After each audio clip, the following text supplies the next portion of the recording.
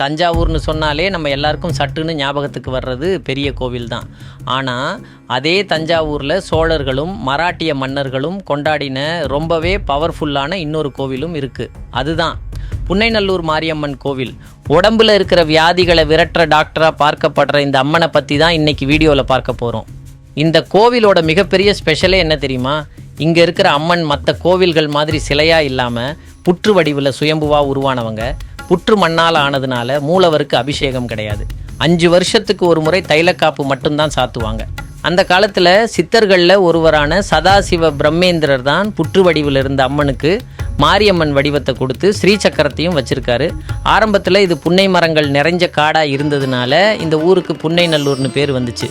இந்த கோவிலோட இன்னொரு பெரிய அதிசயம் என்னென்னா, ஒவ்வொரு வருஷமும் வெயில் காலத்தில் அம்மனோட முகத்திலையும் தலையிலையும் முத்து முத்தா வேர்க்குமாம். சாமிக்கே வேர்க்கிற அந்த அதிசயத்தால் தான் இவங்களுக்கு முத்துமாரின்னு பேரும் வந்துச்சு.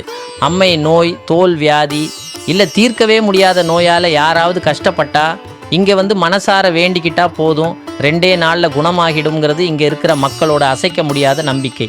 நோய் சரியான உடனே பக்தர்கள் மாவிளக்கு போடுறது, உப்பு வெல்லம் வாங்கி போடுறதெல்லாம் இங்கே ரொம்ப சகஜம்.